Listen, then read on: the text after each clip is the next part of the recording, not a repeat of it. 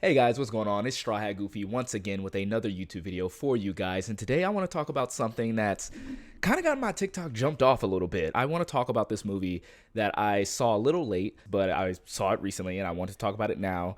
And I had a take that can be considered a hot take. I don't really consider it a hot take. It's more of an observation, and that is based on the movie Licorice Pizza. The movie was released in November 25th, I think, sometime around the Thanksgiving weekend. And I was in Texas for Thanksgiving, and plus I had a busy week leading up to that with work and everything. Plus, it was only released in select theaters, so I didn't really get a chance to see that movie. And so it wasn't until it was released on December 25th, I believe, in theaters nationwide that I really want to go see it. But I ended up catching COVID, so I didn't get to go see it. Just got my negative test back like about a couple days before, like literally like a couple days this week ago. And I said, hey, first thing I want to do now that I got that negative test is go see Licorice Pizza in the theater. So I was watching the movie, and admittedly, I came into the theater about like 5 minutes late, and I was thinking to myself, like, oh, okay, I'll miss the previews, I'll miss the first 5 minutes. I'm pretty good at piecing things together from the openings of movies. And so I was watching the movie, and I was really enjoying it. I was loving the shot selection, the direction. I was loving the writing. There was these beautiful shots of characters just running places, and just great tracking shots of that. I could have watched people run on mute for almost the entirety of that movie. I felt like I was watching a more rated R, more premium version of the movie Flipped, girl likes boy, boy likes girl, they don't get together because of whatever reason. So I was really feeling it. And then I was like, picking up on a lot of the commentary on how a lot of the men in that movie are just kind of like these misogynistic, racist, just kind of assholes, you know what I'm saying? So I was really digging what the movie was going for. And then something happened that led to this take that I had. In the middle of by the way, spoilers if you haven't seen Licorice Pizza, but I think it's really important to say that a lot of people don't know about this little detail going in. I know I didn't, and the trailers don't say anything about it, and I think there's a specific reason why, or else nobody will see this movie. So if you don't want to get spoiled for the movie Licorice Pizza, then spoilers in 3, 2, 1. What I found out was that the main character, Alana, and Gary is 15 years old. He's still in high school, I believe. And Alana is a 25-year-old woman, well out of college, right? Doesn't have her life together, that type of stuff. And they have a kind of really weird will they won't they romantic kind of tension throughout the entire film. And not knowing that piece of information, the first 5 minutes they say that and I missed it. Watching the film, I'm thinking to myself, oh wow, this is a very sweet kind of like movie, like I hope they get together. And then I hear the age difference and I'm like, wait a minute, I've been watching this thing this whole time. It literally was the weirdest experience, right? I was thinking to myself, like, is anybody really going to acknowledge this? Is anybody going to say like, hey, you shouldn't be hanging out? Or the fact that you're really close friends with this 15-year-old is kind of weird. There is one scene where Alana does ask her sister if she thinks it's weird, and her sister says yes, but it's not in a way of just kind of like, yeah, I don't know what you're doing. Like, you're a full ass woman. Like, why are you hanging out with this 15-year-old and his friends who are clearly younger than him? He has a little brother too and whatnot. The other crazy thing is that the way the film kind of resolves itself, because like I said, there is not a lot of conflict when it comes to the two's age difference, right? Like, obviously they're not together through most of the movie because of the age difference, but then you have scenes where Gary is pushing up on her and she's not saying no or nothing like that. It just feels off to me, right? And so after seeing this movie, I did what I did. I put the review on my TikTok, not even really a review because I didn't give it a score, right? Because I didn't know what to make of it. I was just saying like, hey, this element in this otherwise good movie is very problematic. And oh my gosh, people went freaking insane. Me coming with this take, I don't know what set fire. Like, it was just a bunch of like Paul Thomas Anderson fans saying like it's not problematic because that was the point of the movie. But in all honesty, I didn't see that is the point of the movie. Like, obviously the movie, it plays their relationship very straight. Are they toxic for each other? Yes, but it's almost toxic in the same way as The Notebook in a way, because those two were pretty much toxic for each other as well. The whole argument of what do you want? What do you want? It's very like a lot of these relationships in these rom-coms are toxic to start off, and then they end up, reconciling and getting together or whatever. And the movie plays itself very, very straight. Now, there are a lot of like, again, dubious characters, mainly from the men, who take advantage of the young girls in the movie. Alana, multiple times, is taking advantage of characters like Jack Holden, played by Sean Penn. She also gets kind of taken advantage of by Ben Safdie's character, who's the mayor, and he uses her as a beard for his boyfriend. So there's multiple moments where these kind of like morally gray characters are all over the place. But in this film, you have the two leads who are morally like kind of messed up. And I would say Alana more so because Gary is 15. He acts more mature for his age in the film because he runs all these businesses. He's always scheming and scamming and things of that sort. But he's still a kid. He's still a child trying to be an adult. Alana is the adult in that situation. And I get that she doesn't have her life together and she's kind of holding back to the past. That is very evident. But the fact that this manifests itself in a very straight cotton candy very, very sweet love story between these two characters, it's weird. And it doesn't even matter if you put it in the 70s or put it in a time period where that is acceptable. It's still very weird, right? And the fact that nobody acknowledges this as weird as it is, there's a scene in the ending where they run to each other, and it's literally that meet cute where not meet cute because, it's the end of the movie, but they pretty much run to each other and they kind of like collide and whatnot. And then they go back to the freaking pinball place. And he just says, "I present to you Mrs. Gary, whatever my last name is, Valentine."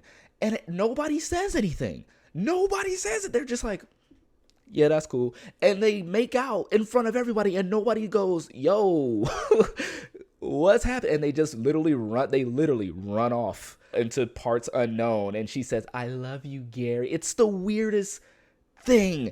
And you're going to tell me that is not problematic. You're going to tell me that is not a weird part of the movie. And if that's the point of the movie, it is problematic. But why make it, right? If you're saying that the point of this is problematic, why end it in a way that's very unproblematic? You know what I'm saying? And I'm not saying like all characters need to get their comeuppance or anything. I'm not saying that she needs to get stoned or whatever, but in the context of the film, obviously.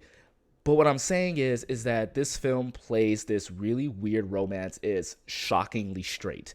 Again, if people, and the fact that they did not put this in the marketing says a lot, because I bet you anything, if they would have put this in the marketing, nobody would have went to go see this movie. And I understand that it challenges people, but honestly, what is it challenging in a sense, right? And a lot of my comments are saying, "Oh, well, this movie doesn't hold your hand. Like, not everybody, people get away with it in real life. It's just like real life."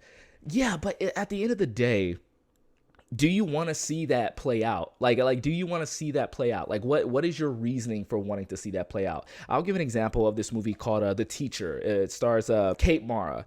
Obviously, through that entire thing, it's very clear that this is a forbidden, effed up relationship. And then a lot of the blame is put on her because, again, she is the adult and she was the one who used her position of power in order to kind of like seduce or kind of like take advantage of this boy who, in his mind, he thought it was like a cool thing to do. So again, that thing is very focused on this is a wrong thing to do. And it doesn't need to tell you that. It doesn't need to tell you that. None of these films need to tell you that this is wrong, right? We can watch Scarface and Godfather and Dark Knight and all these things all day, and the movie doesn't have to tell you it's wrong, right? We go into it knowing that these are villains and they're going to get their comeuppance. This thing is not sustainable. If I'm watching a Friday the 13th movie and there's murder all over the place, obviously people watching it are not going to be thinking, "Oh, yes, it's endorsing murder." Of course not. You're just going to see people get murdered because that's what you go to horror movies for, right? But if you put that film in Jason Voorhees' perspective and his goal is just to kill everybody, and at the end he does kill everybody, there's no message there. That was my big gripe with the current Halloween Kills movie, is because it's literally just murder, murder, murder, murder, murder. There's no point to the movie. There's literally nothing matters. And that's what I feel like what happens with Licorice Pizza is that it's a very good slice of life film. And I love slice of life films, especially when it's romantic, especially when it's coming of age. But at the end of the day, what is this movie trying to say?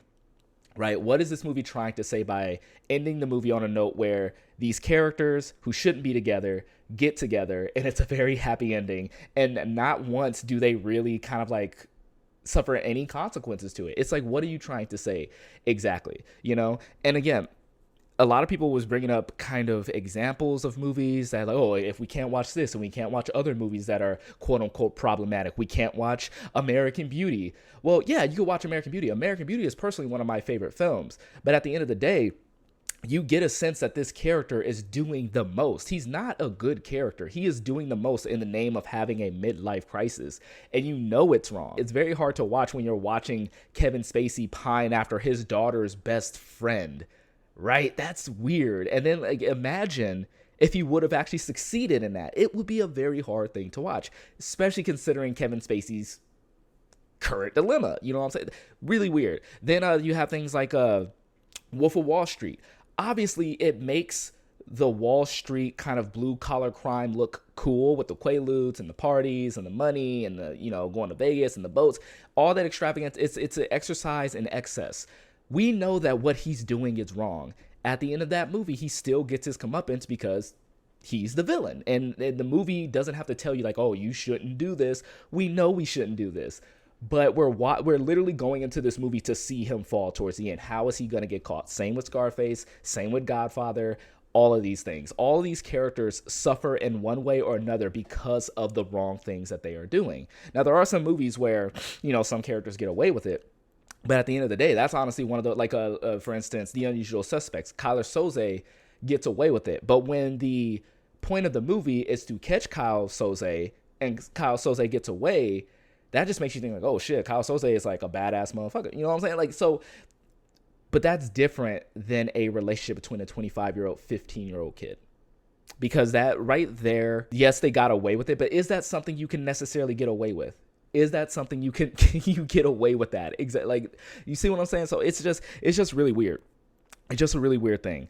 And when we think about inappropriate relationships in film, this isn't like a new concept. We've seen it time and time again. We've seen in Education, again, American Beauty, even in Crazy Stupid Love on a smaller extent. We saw the older girl with the younger boy. And then, you know, if the roles were reversed, you know how that would go. But we've seen this before. It's just, there are ways to kind of tackle it. There are ways to have your characters learn from it. And I saw this TikTok there where somebody said, and I believe this is 100% true, which I don't mind that the movie does this, the characters kind of meander. It's like one kind of scene of hijinks, and then it moves on to another scene of hijinks and another scene of hijinks until the movie eventually ends, and that's it. Me, personally, I like movies like that. It's a big reason why I liked Once Upon a Time in Hollywood so much. This film, I liked it for that as well, because apparently Paul Thomas Anderson and Gary, I believe his name is Oshowitz, I believe his name, correct me on that. But they both pretty much like were telling true stories from their life. They were just going back and forth, and they just put those stories in the film. So it's very segmented like that. But when you have that through line of these two characters falling in love, it's weird. It's just really weird. So it's just, I don't know what's so hot about it. All I'm saying is I saw the movie. The relationship between these two main characters is problematic. By telling me it's a bad take, what are you trying to say? Are you saying that the movie is not problematic because it doesn't endorse it? Because the movie doesn't do a good job of not endorsing it either. Again, it plays it very straight. So if you can agree that a relationship between a 25-year-old and a 15-year-old is wrong, and the movie ends with them doing a very bad thing, and that bad thing in and of itself is problematic, what's wrong with saying the movie is problematic? That's all I got to say about that situation. But I'm very curious to see what you guys think. If you've seen Licorice Pizza, did you know about this relationship before going into the film? Or did you think, like me, it was about two teenagers kind of like falling in love in the 70s? You guys let me know. I just wanted to kind of like make this video, get it out there. I know I did a bit of a ramble, but you know, that's when I do my best work, is when I ramble.